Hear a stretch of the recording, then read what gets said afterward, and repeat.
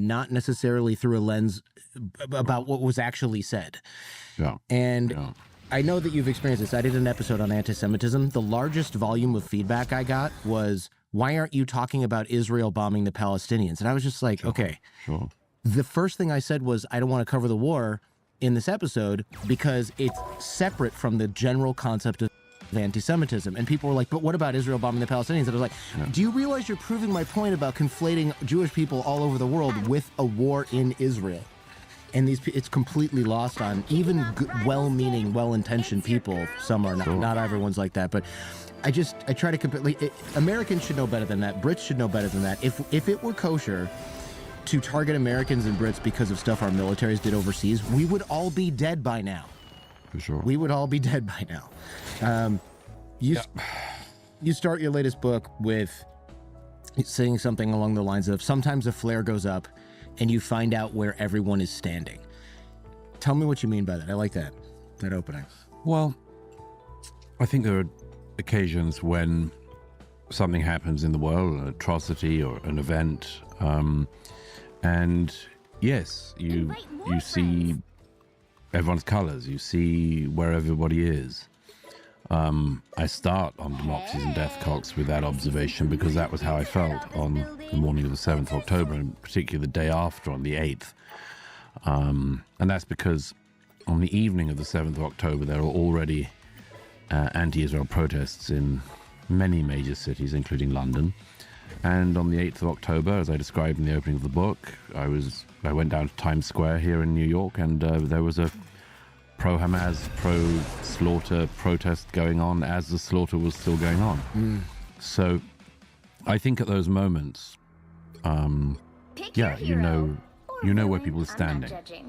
You explain this quite well in the book, that 9/11 was really this triggering event for the United States. Of course, brought us into a couple of conflicts, a couple of wars. Peace to this universe. This was 15 9/11s essentially, with proportional to the population of Israel.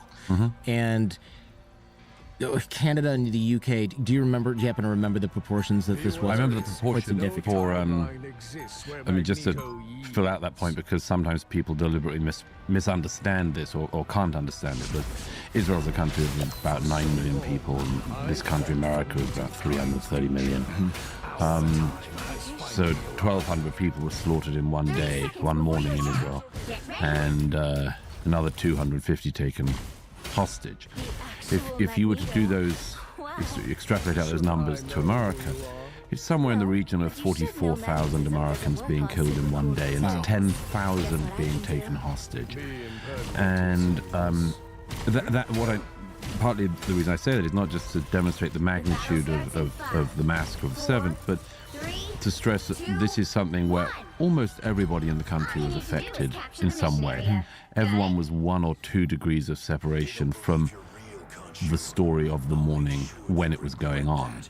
In the same way that if you had that magnitude of horror, we've had horror in this city and other cities around the world, if you had that magnitude of horror, even bigger than 9/11 style attacks, multiple 9/11 style attacks, it would be something which everybody in America had some kind of connection to. That's true. On the day of and the day after, I reached out to a couple friends of mine that lived here, and Jewish people that I knew that growing up and things like that, and they were saying, like, yeah, my dentist was kidnapped, my dentist's daughter is gone, my cousin's gone, my brother was shot.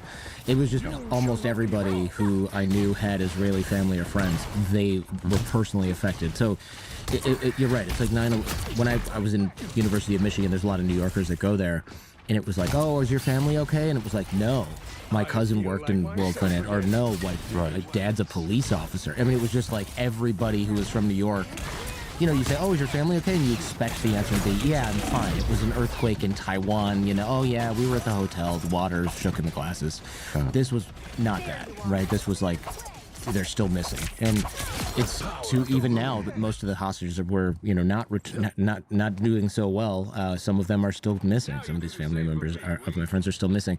And you describe this well in the opening chapters of the book. This just pure nightmare fuel describing the attacks. We don't have to go into the details here, but you make the point that even Nazis tried to hide atrocities, but Hamas boasted and their allies celebrated. I thought that was an interesting distinction, because I hadn't really ever thought about that. You know, when my family says, "Oh, your aunt and uncle," or my mom's aunt and uncle were killed in the Holocaust, they had to dig for the records. It wasn't like it wasn't a television commercial with their name on it, right? It was something that they were missing for a long time. Then we just kind of figured out what happened. Yes, I mean there are.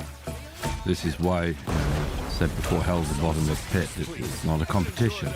You know, who's the worst Nazi or who's the worst bastard or whatever. It's just that I think there was something from the get-go that was very striking, which was that the people who committed the atrocities on the 7th were boasting. They were proud of it. They were live streaming. They had GoPros. They were using their iPhones. They were using WhatsApp video and so on.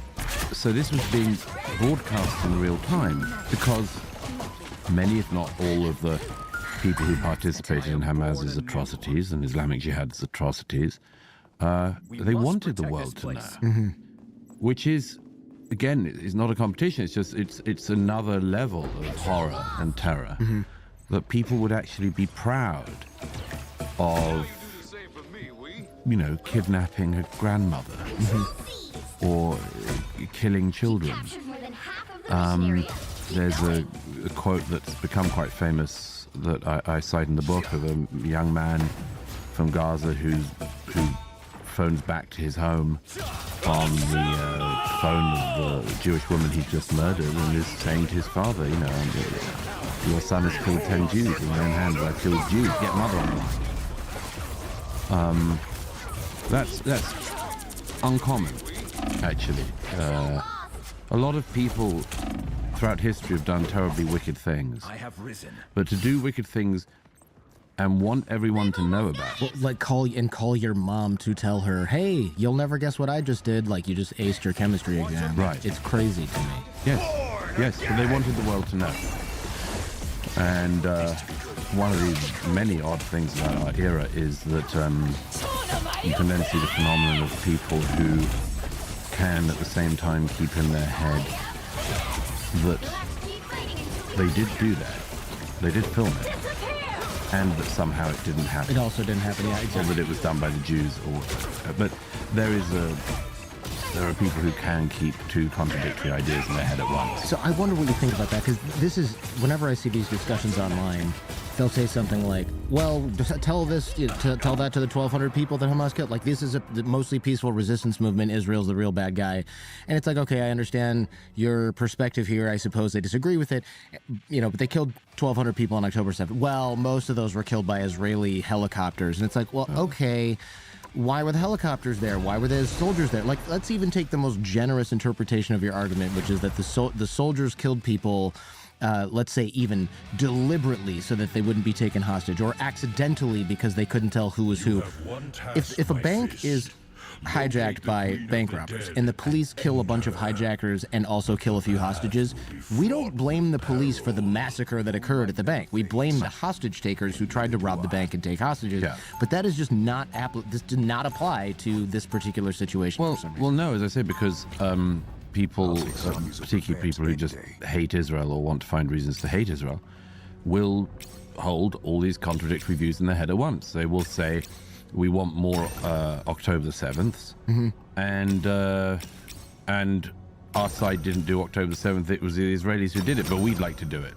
Right. I mean, that's I always think as an example. There's got plenty of examples that I've come across in my life. I think all the time of somebody I knew who interviewed the father of the main hijacker, the lead hijacker on 9/11. And Mohammed Atta. His father lived in Jordan. And when this person went to interview the father, he found out that the father of Mohammed Atta, who flew the first plane at the World Trade Center, both believed that his son was a shaheed, a martyr, and that 9/11 had been done by the Jews. So it's just, I mean,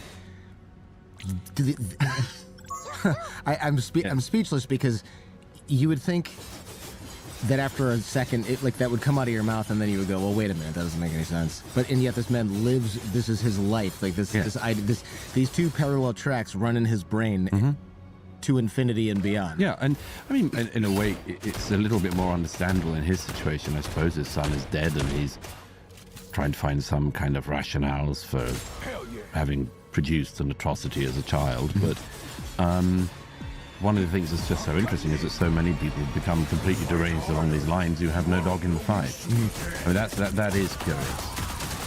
That part to me, this is what I'm dealing with lately. Is I'm more or less centrist, I thought, but the brick of left and right, it's been cast so far left that even if I haven't moved, it looks like I've just gone straight right and with speed. And I realize my beliefs really haven't changed. It's that I thought I was over here center left, but it turns out that I'm actually nowhere near that. I thought left ended about here. It goes all the way to Brooklyn. It just doesn't. It doesn't. I mean, not literally. Sorry, Brooklyners. I'm not painting you with a broad brush. I just mean it's so much further than I thought. Sure. I mean, think of the way in which just in the last 2 years there has been an almost impossibility on the anti-Israel side to delineate between being consistent in the argument that the Palestinians should have another state, or have a two-state solution, or whatever, and support for Hamas. I think that what was once, and indeed in our lifetimes, a very crucial distinction on the pro-Palestinian side outside of the region has become immeasurably blurred, so that at Princeton University the other week, there were chants by the students in the main quadrangle of "Glory to our martyrs." What is our doing? Yeah, who are the martyrs at Princeton? They mean Hamas. They mean the leadership of Hamas. They mean Yahya Sinwar. They mean Hassan Nasrallah, now dead head of Hezbollah. That is a moral error of unbelievable dimensions. It doesn't make sense to me. Look, I was an edgy college student, but I don't think I ever went, you know what, I want to support the people I want to support killers on any side. I think for me, I was kind of like, man, universal basic income would be great. Well, it's blunt, whatever. That was as far as it went. I think for me, the problem I have is the argument, even from people who consider themselves pragmatists, will say, well, you can't bomb an ideology. I don't know. I feel like we bombed Nazi Germany and Imperial Japan, and that ideology more or less went away. Not that we don't have Nazi sympathizers, but... Well, one of the crucial things about that was that, take the case of Imperial Japan. Exactly. Many people said in the 1940s you couldn't defeat them, or at least you couldn't defeat the ideology. But it turned out you could. You could defeat it by the emperor being forced to a humiliating and total surrender before his American counterparts. And there were pockets of that ideology in Japan today, but it's not significant. Yeah, there's Nazis now. They have three teeth and face tats, and they're in prison. It's not the same as the... And everybody hates. Everybody hates it, right. It's not the same as the Luftwaffe in World War II. No. It's not the same thing. No, and this is also, I mean, it's something I've written about before, but after the 20th century, we thought we had a pretty good understanding of how the right had got to a fascist ideology in certain countries. There was a dispute about that among some people on the right, National Socialism on the left. Let's just say, for sake of once a side starts playing with, dealing in racial supremacy, eradication of minority groups and so on, you can tell that's some time before that is where they went wrong. But in the 20th century there was a twin ideology of equal horror, the communism, and no one still to this day has really worked out how you get to the Gulag. And that's a profound failing, actually, of our society. We should have tried try to understand in the West by now how our counterparts in Eastern Europe, Central, Russia, elsewhere, parts of the Far East fell into this. How do you get from it, the centre to that? And I think that we have imperfect sort of guides and guardrails to know where the right could go very badly wrong. I think the left has, and this is, I'm not saying this is just a partisan reason, I'm just saying that we ought to know how you get to Gulag. We ought to know, if we understand that the right can start dealing in violence and how they do it, why don't we work out, why haven't we worked out where the left does? That's the thing. To me, I try to engage in good faith online or with friends of mine that have different beliefs, and some of the people online, of course, are radical leftists, and I'll say something like, well, gulags existed and these were just as bad as anything we had on the right in many ways, and the arguments they range from, well, okay, like a concession, or to the crazy. Well, if you were in a gulag, you could make a good living for yourself if you just did the right. Do you hear this? If they deport your entire family to Siberia and take away all your possessions and make you break rocks in a coal mine until you die, you can still make a good living for yourself. That's just like, you're right. Hell is a bottomless. It is a bottomless pit. Yeah, it doesn't. None of it makes sense to me. The conflicting ideas that people can hold in their heads. It makes. What do you make of that? Because it makes me lose a little bit of hope. Because it's like you're not thinking clearly. We're never going to get through to these people. Well, I mean, if you're in the business of ideas, of course, you never want to give up on people entirely. No. And you never want to give up entirely, or indeed to any significant extent, on the power of facts and reason to alter somebody's erroneous opinion or view. That's what we do here. It's just that we can only talk to the people who aren't on the fringes, because those people won't even tune in. But I do think that people who do deal in this currency often ignore the deeper and sometimes more powerful currents that also pull people. I mean, I mentioned this in The War on the West, but consider the extraordinary extent to which, say, irrational resentment can power a person's life. Resentment is one of the deepest human instincts, human emotions. If you live a life caught up in resentment, that can drive you. I mean, it'll drive you to hell, but I mean, it'll drive you. That person has something I don't. There must be a reason why he's got it and I don't. These people, I mean, going back to the Israel thing, that's a very powerful thing in the Middle East, in particular neighboring Arab countries, which is how come this country has a tiny percent of our population, tiny percent of the amount of land we have, and has made a much more successful economy and civil society from it, and it's got religious freedom that we don't, or whatever, whichever way you want to do it. Mm-hmm. One explanation for the extraordinary anti-Israel animus in the region is that people often feel resentment against their neighbor if their neighbor is doing better. Mm-hmm. And that's that you can't just reason somebody out of that. Yeah. Because they weren't reasoned into it. Yes, there's a quote, like, never try to reason somebody out of a belief they emotioned. It's Jonathan Swift, Irish satirist, never try to reason somebody out of a position they weren't reasoned into. Yeah, that sounds, there it is. Yeah, I love that, but of course the uncomfortable truth is he nailed that one, right? And it's like, how do we fix or get rid of some of these ideologies? I mean, are there risks when democracies fight such ideologies? I mean, we have proportionality that we're worried about now, civilian casualties, things like that. You do mention this in the book. I'm curious what you think. Oh, those are profound questions which all Western armies have to deal in. People like to do extrapolation out of civilian death tolls and so on, and it's pretty hard to go into that for most people without sounding in some way heartless. But war is a terrible force, and inevitably innocent civilians die once a war is going on. There are rules of engagement that the Israeli Defense Forces, like the American Army, the British Army, engage in. There's a certain, I mean, again, this is something so obvious that it has to be said. The IDF, the IAF do not just carpet bomb Gaza, because if they did, they would be failing to hit the Hamas terrorists that they want, and they'd be killing a lot of Gazans who they have no interest in killing. They don't want to.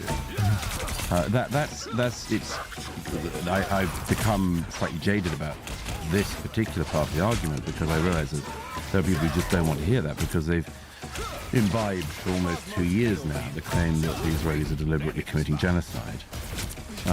Or that indeed they were committing genocide before the 7th of October in Gaza, which I mean it's all preposterous as a claim. One of the, again, going back to the reason thing is why do so many people seem to want that to be the case? And I say that carefully. I think a lot of people do want that to be the case. I just saw yesterday a big protest that was happening in Amsterdam yesterday against Israel. So let me throw it out there. Why might the Dutch want to accuse the one Jewish state of genocide? It's not hard to work out psychologically. Right. If you've been brought up in Amsterdam and you've passed Anne Frank's house many times, you've been taken around it, and you know that your forebears collaborated, failed to stand up to Nazi fascism, and colluded to a very great extent in the deportation and murder of the Jews of that country. Yeah, you would love it to have the opportunity to accuse the Jewish state of genocide, because then everyone's done genocide and we can be let off in the Netherlands. That's a very significant driver for some people. In the same way, again, going back to things beyond reason, it seems that there are a lot of people who don't have very much, I don't want to be needlessly insulting, seek purpose and meaning in their life. They want a grand story to be a part of, and they, particularly some young people, the stats show that in America and the wider West, have decided to hitch themselves to a big cause, and the big cause that some of them have decided to hitch themselves to is the cause of Palestinianism, and then down the road from that, the cause of Hamas, Hezbollah, and so on. It seems to give them purpose. It certainly gives them something to do. They get the great opportunity of saying, no one will be free until this happens. And I think that's delusional, but again, it's understandable. There are significant numbers of people, evidently, clearly, in our societies in the West who deeply lack meaning in their lives and wish to attach themselves to things that seem meaning-filled. And the great cause of liberation, for instance, liberation of oppressed people, is a cause. And unfortunately, significant numbers of people have decided to attach themselves to the anti-Israel cause in the belief that that is a cause on the side of people who need liberation, of course, assisted by white people in the West who would normally be accused of either colonialist thinking or of white savior complex. But as we know, again, those charges don't happen if they go in a certain direction. Right, yeah, that's interesting. I hadn't really thought about that. I found that something else that was quite interesting. I've been to Egypt before, a long time ago. I've been to Israel before. I've been to Gaza before. It was the year 2000. So it was before all this. Before the withdrawal. Before the withdrawal. And when I was in Gaza, I found it to be, I was staying with a lovely family. My father worked for the Palestinian Authority, but they had a Hamas flag in their house that was up on the wall. I had my own floor because they didn't want the girls in the house to see me without my shirt on and stuff. And the brothers had their own room and another floor, and the parents had their own floor. It was quite a nice house, and the roof was open. We'd all hang out on the roof at night and eat these giant trays of olives and all this stuff. It was quite memorable. And I remember asking if I could take a picture of the guy holding the Hamas flag, because I didn't know what it was. I just thought it was an interesting looking flag, and I thought it was and then the brother said, no, don't take a photo of it. And I said, why? And he said, well, my dad works for the Palestinian Authority and Hamas is like the other political party. And I said, well, how do you have both? How can your dad work for that? Is he going to get mad if you know? No, my dad knows it. He's secretly, we're pro-Hamas, but he works for the PA. And I found that to be really confusing. Although it made way more sense, of course, over the last 25 years, learned quite a bit about this. And the idea that you could be sort of complicit in one and then but secretly rooting for the other, very, very common. Yeah. And I'll never forget that it was never anything that went wrong. I mean anything. Like I remember one of the brothers stubbed his toe and he said something and I said, why do you say, what is that word? Because I thought he was swearing in Arabic. And the sister goes, oh, he said, damn Jews. And I said, what do you mean? And he goes, oh, he says that whenever he like drops something, kicks something. And I said, does everyone say that? And he said, no, it's kind of, we do, but not everybody. There's other words to swear in Arabic. And then there was a bad smell one day because the windows changed and they said, oh, it's the wastewater treatment plant. Usually it blows that way and then it blows this way, but we want it to blow towards the Jews. And my friend Natanya, who was Jewish and friends with these people, that's how I got to go there in the first place. She was like, can you stop doing that? You know, it's making me uncomfortable. We're Jewish too. And they were like, it's so hard to break these habits because this is how everyone talks. And that was shocking to me. I had a Hebrew textbook because I was learning Hebrew, and they said, can you put that away? It's offensive. And I was like, it's just Hebrew language. And the one brother's like, it's fine. I'll help you with your homework. I speak Hebrew too. But he and my brother and my dad and my mom, they all got offended by just even seeing that. And that to me is like, it just really signifies how much hatred there was. If you can't even see, imagine your country's at war with Iraq and you see Arabic written on a menu in New York and you storm out of the place. Sir, what's wrong? I can't believe there's Arabic on this menu. I mean, at some point it's like you got to get it together. How do you function? If your entire life is grievance, how do you get anything done? Well, you don't. You don't. You don't. You spend your time trying to bring down the person who you think is causing you all these problems in your life. And again, as I quote in The War in the West, as Nietzsche famously says in The Genealogy of Morals, when you're in that position, you do need somebody to stand over your life and say, you're right, there is somebody holding you back. There is somebody who's destroying your life. The person is you. Yeah. Not many people want to audition for the role of saying that to people, let alone to Gazans in the 2000s. Well, ironically, these kids, the reason we were able to go there, my friend knew her because my friend Natanya was this woman's floor mate in a university in the United States where all of them had gone to school. So they were educated in the U.S., from Gaza, from Rafah. So this isn't even like, well, they've never seen anything outside of their little city. They've never they've never had any advantages. No, they had passports. They vacationed in London and New York. Yeah, that doesn't necessarily inoculate you to hatred. No, I thought that was really interesting because my whole life had been taught the more you're exposed to things, the more everyone gets along. Remember those days? I remember speaking to somebody from the PA in Ramallah many years ago when I was there, who explained to me that he'd studied at the London School of Economics and he came back in order to pursue his fantasy of anti-Israelism, having spent 3 years in London. Yeah. And as it happened, he swam in warm enough waters at the London School of Economics. But again, we seem to have an idea or presumption that maybe we both had at some point that if not now, that Western societies can inoculate people to irrational bigotry. That's clearly not true. It's clearly not true.